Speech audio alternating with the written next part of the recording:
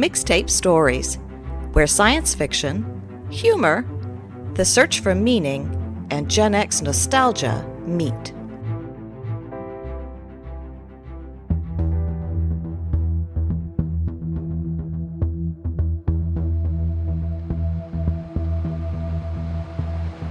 It was dark 30, a few hours until dawn. The swamp below the causeway with its skeletal trees cast ghostly images as we raced towards New Orleans. Heather sat shotgun, while Madeline and Barbara sat in the back seat. A scout drove 15 minutes ahead of us while we led the two vans carrying the researchers and passengers. Jimbo streamed NPR to cover the silence, save for the constant drone of the tires on the road. The host was describing a portable device a company had developed to determine whether someone was sentient or an NPC. The device would test whether a person decohered photon waves into particles, which most people believed separated us from the simulation. The implications of such a test would be catastrophic for those who failed. People could lose their personhood and likely be targeted by those who wanted to sniff out any NPCs if they existed. The host described the growing paranoia of NPCs living among us. Madeline snorted in disgust.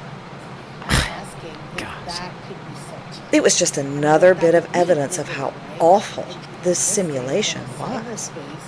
The worst part of it wasn't the simiality itself, but the people in it who supposedly had free will. Mom, can you tell Jimbo to turn on some music? Jimbo, you heard the lady. What would you like to listen to, Rhiannon and Madeline? It asked. Everyone was holding their breath with what would happen next, so I needed to lighten the mood. I think that playlist you created for me on Erie might be appropriate.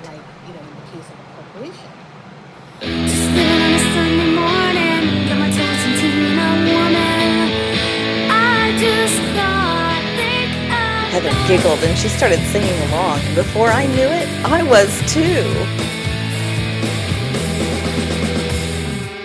Just on a Sunday morning, got my toast and tea and I'm warm, and I just thought I'd think about all the things to get and keep getting. Never enough, not enough, and never ending.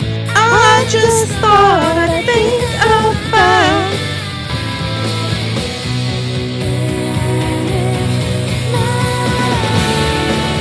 the comfort and the knowledge of a rise above the sky, but can never parallel the challenge of an acquisition in the here and now, here and now. It had been decades since I'd sang that song, but somewhere the long-term memory kicked in. Heather and I, two long-lost friends, looked at each other as we sang. I missed the life we could have shared as best friends. In the back seat, Barbara, too, was singing along as she had learned the lyrics as the den mother of chaos.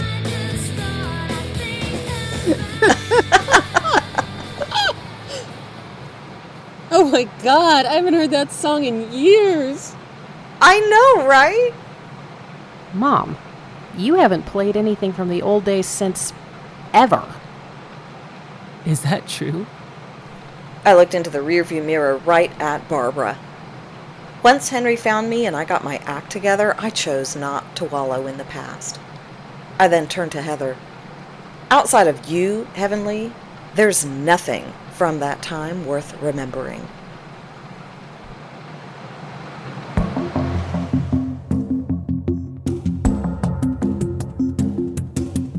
Heather got a text from the scout, who confirmed there weren't any threats lurking around the old neighborhood. No ecstatics and no cops lying in wait. As we turned onto Hummingbird Lane, my childhood mind sought out the familiar. During the years I'd lived in Baton Rouge, I'd made numerous trips to New Orleans as it was pretty much unavoidable, but I always steered clear of my old neighborhood. Sandwiched in between City Park and Lake Pontchartrain, Lake Vista was off the main path. It was isolated from the rest of the city, being just a few miles away from downtown. I hadn't been down my old street since Barbara's disappearance. A lot of the houses I once knew had been replaced with mansionettes, but as we rolled onto Hummingbird, familiar houses started to appear. Apparently the neighborhood was on an ever so slight incline. Heather told me that Barbara's house avoided flooding while 2 houses closer to Toussaint Boulevard had flooded. The Unitarian scout who was staged up the street flashed his lights once to let us know we were clear. I pulled into the driveway as the vans parked along the street. When I got out, I caught the smell of the sweet olive bushes. The maple tree in the front yard looked smaller than I remembered, and so did the house itself. Heather pulled out her keys and turned to me. Feelings, huh? Lots of them. I can imagine. Come, let's get set up. She unlocked the slide door that led inside the sunroom. I took a deep breath and could smell the musty vinyl. Dozens of families had inhabited this house since Barbara's disappearance, but the aroma from my childhood still lingered. The sunroom was empty, save for some fold-out chairs and a card table, but up the steps and into the living room, it was fully furnished, with a couch, lounge chairs, and even a piano. It wasn't the same furniture we had growing up, but it was very similar. I stopped, seeing a marble table that had to be the same table Barbara had once. I used the photos we took in high school to try to recreate it the way it was. My mouth was agape because she did an extraordinary job. Madeline and Barbara followed me in, carrying boxes as the passengers and researchers entered through the kitchen. Madeline sidled up next to me. The sunroom became a makeshift command center with researchers sitting on the fold-out chairs, calibrating sensors on laptops that rested on the rickety card tables. I heard some distorted feedback. Mini speakers had been placed throughout the house. They're setting up the sound system for when you and I come up with a playlist. Do you remember what we listened to when, we opened the portal? I shook my head. Same here. Well, hopefully the place should stir up some memories. For both of us. Yeah, maybe, I said absently and headed into the kitchen where Barbara was stirring psychedelic mushrooms into a pot of boiling water. She was smoking a cigarette. She looked up at me and winced. I apologize about this. I don't wish to trigger you to relapse. It's not a problem, Barbara. I never really liked shroom tea, I said as I grabbed a mug from the cupboard to make a coffee. I know. I was the one who pushed them onto you. I'm truly sorry. I slammed the mug onto the counter. No, you don't get to do that. You don't get to pop back into the world after 30 years and suddenly become all contrite. Barbara didn't say anything. She just looked down. I was about to walk back into the living room, but this was my chance. I had played this scenario out in my head for years after getting sober, imagining that I was where I was now and could cut her down for everything she had done to destroy my sense of self-worth and confidence. I owed this to myself. Whoever this empathetic, reflective person you're pretending to be, where in the hell was she when I needed her? Because I don't need her now. Come on, Barbara, where's that conniving, manipulative woman I once knew? You know, the one who belittled her daughter so she'd always be able to have someone to be better than? Where's that gem? Don't you dare not be her. I wanted Barbara to feel the way she often made me feel. I wanted to gouge out any semblance of self-respect she had because she would then know what it was like to be me growing up. But she didn't say anything and instead gave me an infuriatingly sympathetic look.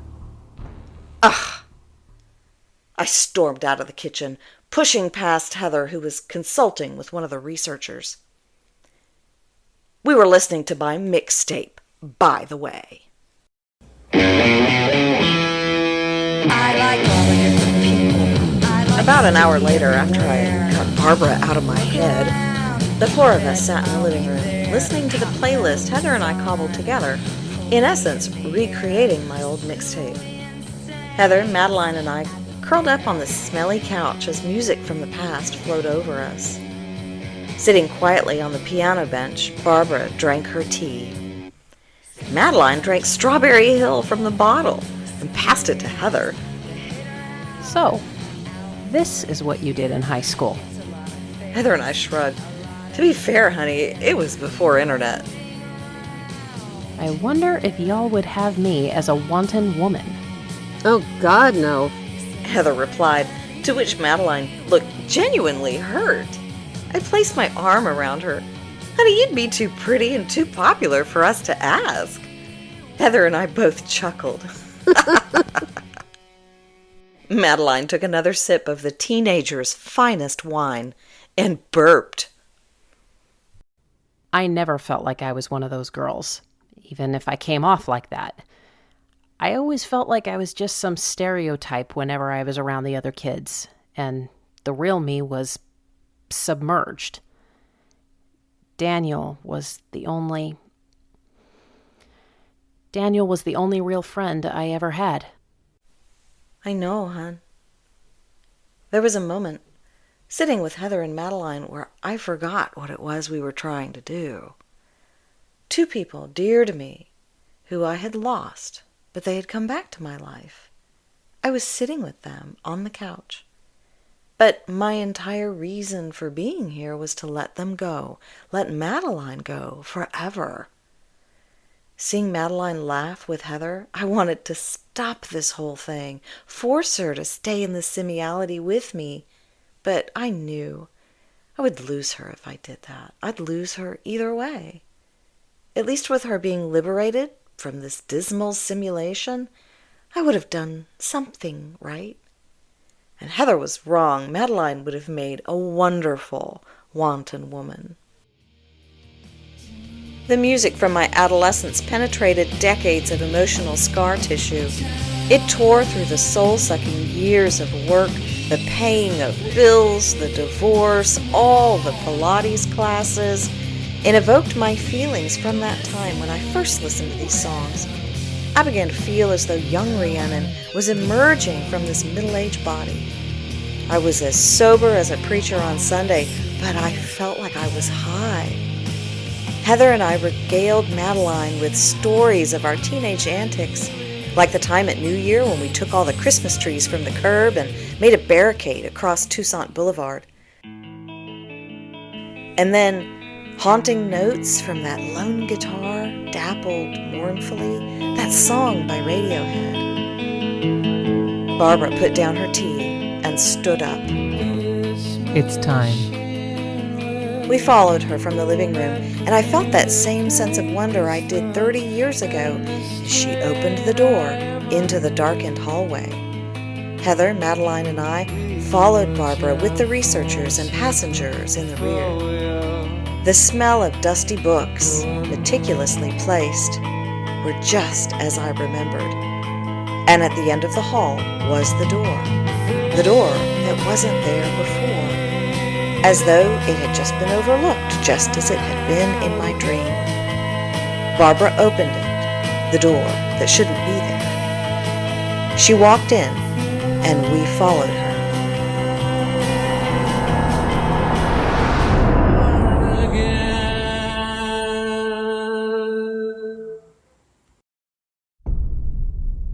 The room we entered had the same outdated maroon paisley wallpaper as the hallway, but dimensionally it didn't make sense. The room we stood in would have cut through Henry's bedroom and gone into the backyard. Yet here it was. On the far wall were two paintings inside ornate frames, one of which was an old man grinning, the other was the scene of a boat coasting along a canal. They were familiar, like they had once been part of the house, although I didn't remember them until now. The passengers and the researchers tiptoed behind us into the room. Madeline circled around slowly, completely slack-jawed. Heather burst into tears. It's here. I'm back. Finally, I'm back. Barbara glided over to the back corner where an old-style computer monitor and clunky keyboard rested atop a familiar dining table, its rounded contours sparking a memory. On the old monitor, typed in black screen text mode, were the words, "This is not really happening." What does it mean? Barbara grinned. I don't know. You didn't type this? I thought after spending 30 years in here... I wasn't in here for 30 years. This place, it's just a waiting room. There's another door. See it? I looked over to the far wall between the two paintings, and there it was. Another door. My mind must have overlooked it. You didn't overlook it. Barbara said, as though she'd read my thoughts. Heather gasped excitedly as she, too, suddenly recognized the other door's existence. Barbara moved toward it. That night, you girls and I entered this room. When the other door appeared, I opened it. I remember it now. You opened it, and the door where we entered began to close. It all came back.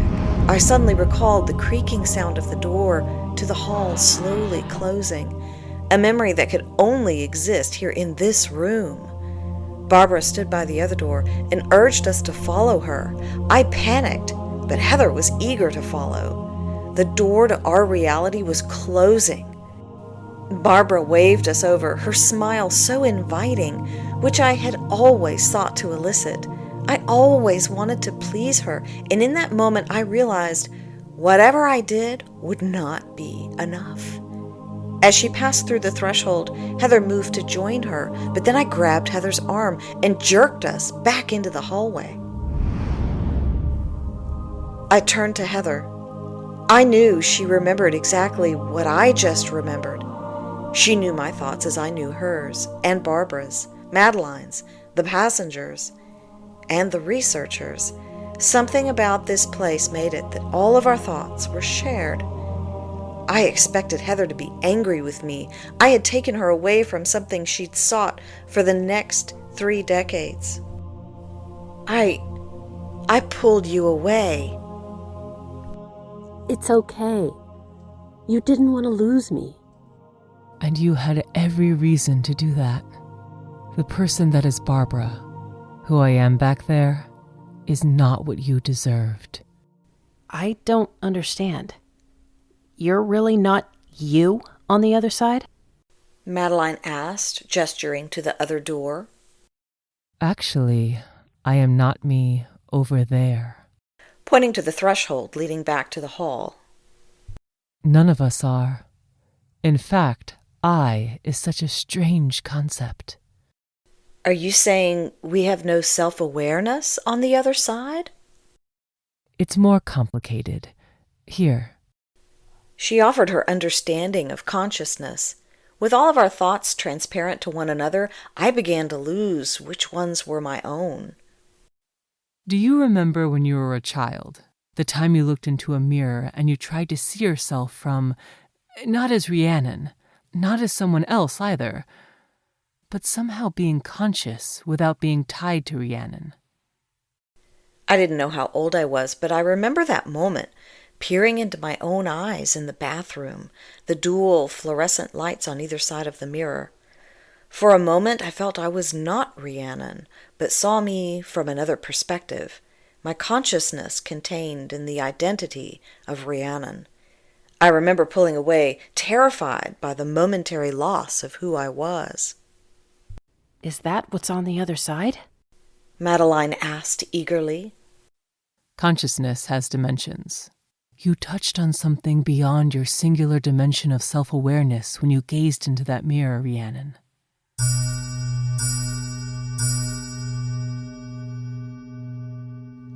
It's time, isn't it? The door was ready to be opened. Barbara walked over and opened it to a cacophony of light and sound.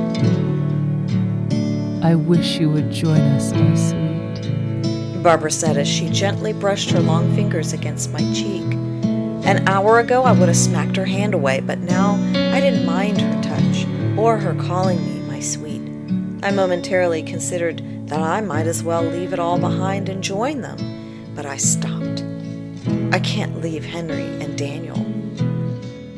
I know. And you're right. As Barbara, I couldn't be a good mother to either of you. But she always loved you and Henry as much as she could. She gave me a hug and I hugged her back. Barbara was flawed, a terrible mom, selfish and pretentious. It was okay to still love her and be flawed myself. She walked into the chaos of light and waved goodbye, her arm turning into an after-image. The passengers didn't waste any time as they dove into the light. So too did Dr. Birkenstein and an assistant. I heard the door to our world slowly creaking to a close. Heather was next. Thank you for being my best friend, Ravishing. You were my world. Heavenly, I tumble for you. I'm gonna miss you terribly. Text me over there if you can, okay? I'll try. We hugged once more and she ran into the light, becoming an after-image. The door back to the familiar hallway was closing and the other researchers made their way out. It was just Madeline and I now. I placed both hands around her cheeks and kissed her forehead. I don't know how real I am, honey, but there's one thing I want you to know. If there's anything that is real, that is true of me, it's my love for you. Don't ever forget that. Madeline nodded, unable to speak as she tried to hold back tears. I gave her one last hug, embracing every final second with her. I love you. I will always love you. The creaking of the door to my world told me it was time to go, and I broke from our embrace and headed for the door. I struggled not to collapse with the knowledge that this was it. The cacophony was becoming unbearable. I had to leave. I was right at the threshold when I felt a grip on my wrist. I turned around to find it was Madeline. Filled with conflict, grief, and love, she nodded and gripped my wrist tighter.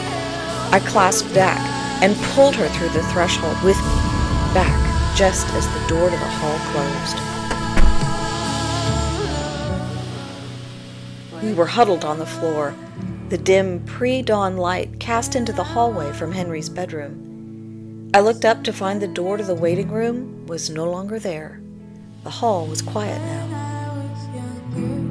Mom. I caressed her face and felt a rush of gratitude. Can we go to see Daniel?